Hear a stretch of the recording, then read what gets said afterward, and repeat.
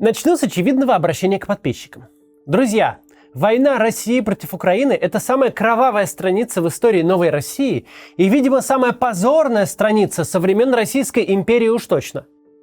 Владимир Путин настолько погряз во вранье собственном и своей пропаганды, что действительно решил, будто он царица морская, будто у него есть армия.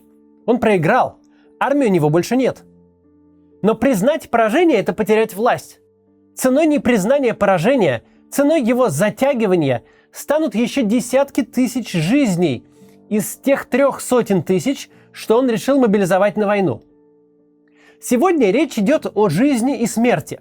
Сегодня любые действия, направленные на то, чтобы не позволить Путину убить еще больше людей, по крайней мере, чтобы не дать ему убить вас, оправданы. Протесты, уклонения, коррупция, иммиграция. Что есть в ваших руках, то и используйте.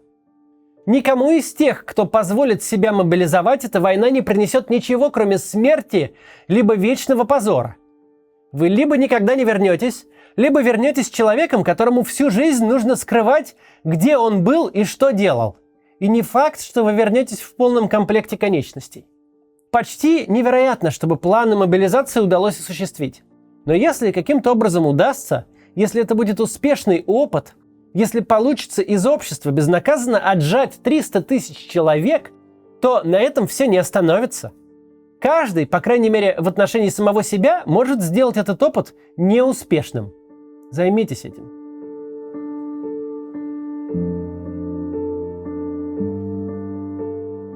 Итак, Путин объявил то, что он называет частичной мобилизацией, но то, что по факту является обычной мобилизацией. В результате хотят набрать 300 тысяч человек для войны в Украине.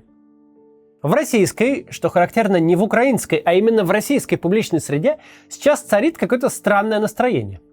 Можно подумать, что на фронте случился перелом, контрнаступление, перехват инициативы. Можно подумать, что для России есть какая-то позитивная военная новость. Дескать, теперь Путин решил воевать всерьез, по-взрослому, вот конкретный этап начался, настоящий. В реальности новость о мобилизации, собственно, к фронту никакого отношения не имеет и еще долго иметь не будет. В реальности случилось не начало всерьез, а признание провала. Путин признал, что его армия потерпела тотальное поражение, и теперь ему нужна новая армия. Армия из 300 тысяч совершенно гражданских людей, потому что военных людей больше нет.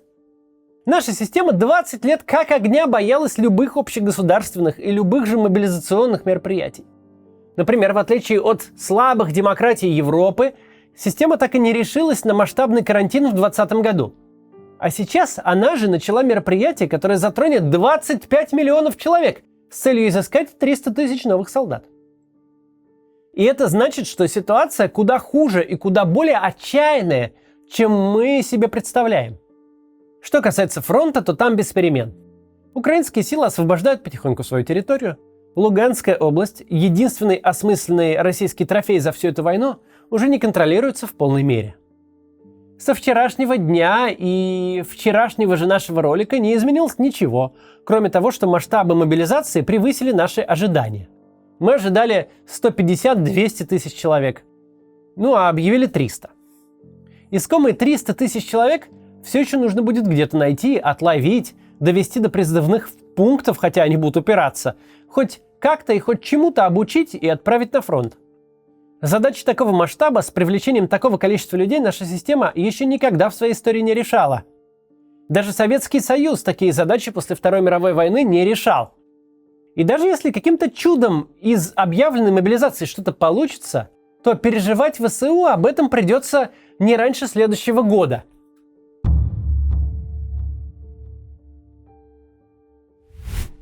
Вопрос мобилизации на данном этапе вообще не военный. Это вопрос внутриполитический. Именно так и будем его рассматривать мы. Что у нас случилось? Случилась всеобщая частичная мобилизация. Это странно звучит, но сейчас объясню, что имею в виду. Частичная мобилизация – это призыв по строго очерченным критериям. Неважно каким. Будут брать недавно отслуживших с учетными воинскими специальностями. Или прошедших сирийскую, чеченскую войну, или людей в определенном возрасте. Но, видимо, сразу стало понятно, что если круг этот очертить плюс-минус внятно, Если он покроет сотни тысяч или даже несколько миллионов человек, то из такого невеликого в масштабах страны резерва не наскребешь вообще никого. Что единственный способ просто выставить план мобилизации, расписать его по губернаторам, и пусть они разбираются, что с ним делать. Совершенно все, что говорит Путин, все, что говорит Министерство обороны, сейчас не важно и не имеет отношения к действительности. Из президентского указа следует только одно – найдите мне людей для войны.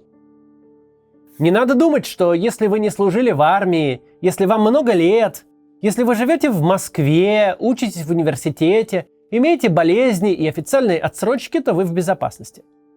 Надо задать себе лишь 3 вопроса. Я мужчина, мне больше 18 лет, и я нахожусь в России. Если все 3 раза ответ утвердительный, то вы не в безопасности.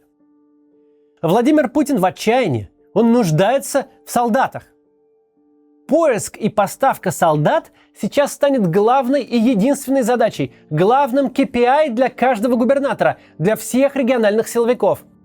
По всей видимости, мы имеем дело со случаем, когда бьют не по паспорту, а по морде, когда схватят тех, кого смогут, а про свой диабет, аспирантуру и 3 детей вы расскажете уже в окопе под Бахмутом. Надо признать, что люди в массе своей все поняли верно. Билеты в Ереван, Тбилиси, Астану, Тель-Авив, хоть куда-нибудь, куда можно уехать без визы или хоть как-то, стоят как бизнес-джет до Сиднея. Все, кто сомневался или раздумывал, приняли единственно верное решение в данной ситуации.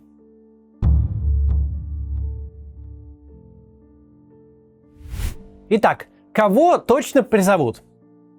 Типовые приказы военкоматов в нескольких регионах появились прямо в процессе подготовки этого ролика, и, скорее всего, сейчас, когда вы это смотрите, такие приказы уже появились во всех или в большинстве субъектов Федерации. Теперь понятно, кого отправят на войну в первую очередь. Приказы обязывают явиться в военкоматы по повесткам всех солдат, офицеров, матросов, мичманов, сержантов, старшин и прапорщиков запаса. Всем, кто повестки пока не получил, запрещен выезд из города или района прописки. Если днем билеты на поезда и самолеты свободно продавались и таможню пройти проблем не было, то теперь, возможно, это уже не так. В действующих нормах прописаны так называемые разряды призыва. Есть у нас такой глава комитета Госдумы по обороне Картополов. И он заявил, что в первую очередь воевать отправят как раз первый разряд. То есть солдат и матросов до 35 лет, младших офицеров до 50 и остальных офицеров до 65 лет. Остальные разряды призыва уже потом, если понадобится. Не в первую очередь. Пока с приказами военкомов это сходится. Что это за требуемые, военные специальности, тоже пока нет информации. Возможно, когда вы смотрите этот ролик, уже стало немного яснее. Данные на места должно спустить Министерство обороны. А в Госдуме предложили начать с разведчиков, связистов, артиллеристов, танкистов и операторов беспилотников. Опять же, в приказах никаких уточнений нет. Зато понятно, кто на войну точно не поедет. Кроме сотрудников оборонно-промышленного комплекса, это депутаты, которые, собственно, и принимали новые репрессивные законы. У них отсрочка. Еще важный вопрос, отправят ли теперь на войну срочников? Непонятно. Скорее всего, отправят, но пока непонятно.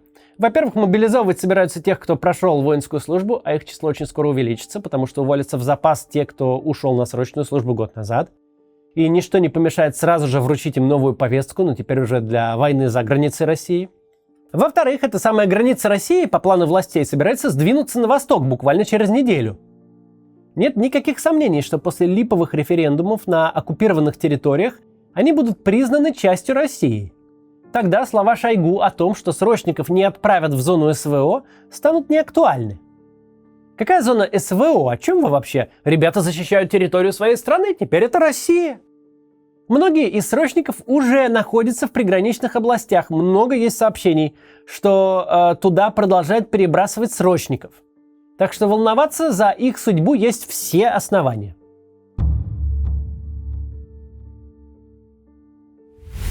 Мы в самом начале сказали, что для фронта от мобилизации ничего не изменится. Но для общества перемены колоссальные. Первые полгода можно сказать, что Россия, или там крупные города России, можно сказать, действительно не воевали с Украиной. Россия из столиц, крупных городов, региональных центров, где проживает большая часть граждан, не ехала на войну, а в обратную сторону не ехали гробы.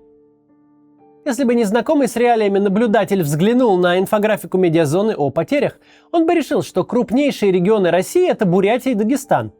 Крошечная Тува с населением 324 тысячи человек, немногим больше московского района Марьино, только по тем данным, что нашлись в публичных некрологах, потеряла 97 человек, в то время как в Москве с номинальным населением в 12 миллионов лишь 17 погибших на войне. Именно поэтому так успешно удавалось вытеснить тему войны из общественного сознания и породить к ней безразличие. Потому что пока в беднейшие регионы шли гробы, столицы жили, как обычно. Тема войны стала не вопросом жизни и смерти, а каким-то отвлеченным политическим рассуждением, от которых проще отмахнуться. Теперь война буквально приходит в каждый дом. А теперь государство лихорадочно ищет мужчин, чтобы их убить. Ищет уже не в тех семьях, которые скорее рады отправить своих мужей или сыновей на войну за те зарплаты, которые там предлагается платить. Ищет в том обществе, для которого человеческая жизнь – это сверхценность, а дети – предмет религиозного поклонения. Путинское государство всегда держалось на невмешательстве. Граждан просили не лезть в политику, а взамен государство не лезло к ним домой. Любые инициативы, начиная от монетизации льгот и заканчивая QR-кодами, которые встречали хоть сколько-то внятное противодействие, всегда тихонько откатывались. Вся деполитизация на этом стояла. Я не лезу в политику, а политика не лезет ко мне. Сроки для активистов, полицейское насилие на митингах – это все для тех, кто сам нарвался. Меня, обывателя, это не касается. Так было устроено. Война-то поначалу все этой модели полностью соответствовала. От зрителя не требуется никаких действий в ответ на выкрики Соловьева об украинских нацистах. От него только требуется не спорить с ним публично. Теперь же российский режим пытается сделать то, что никогда не делал. Провести непопулярное решение огромного масштаба. Такого масштаба, где обыватель уже не отмахнется. Где не будет опции молчать и ничего не делать. Но есть реальный выбор между жизнью и смертью. Пока по состоянию на сегодняшний день не очень ясно, как это может получиться. Понимает ли Путин, что идет на огромный риск? Понимает ли, что лезет к людям, которые 20 лет его существования пытались не замечать? Конечно, понимает. Беда для него в том, что выбор невелик. Либо идти на огромный риск, либо очень скоро потерпеть поражение. Риск, даже в случае успеха, не даст ему победы, но продлит войну. А выгадывать день за днем, тянуть время без всякого плана – это органическое свойство нашей системы. После Харьковского контрнаступления Путин был поставлен в ситуацию выбора между плохим, очень плохим и ужасным.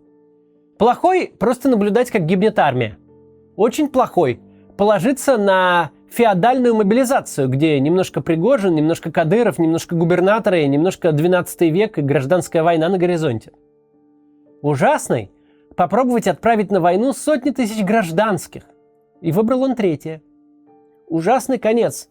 Может быть лучше, чем ужас без конца, но никому от этого не легче. Еще раз хочу напомнить в конце этого ролика. Ситуация очень опасна лично для вас, если вы мужчина, вы в России и вам исполнилось 18. Никакие отсрочки, болезни, обстоятельства и связи не дают никаких гарантий.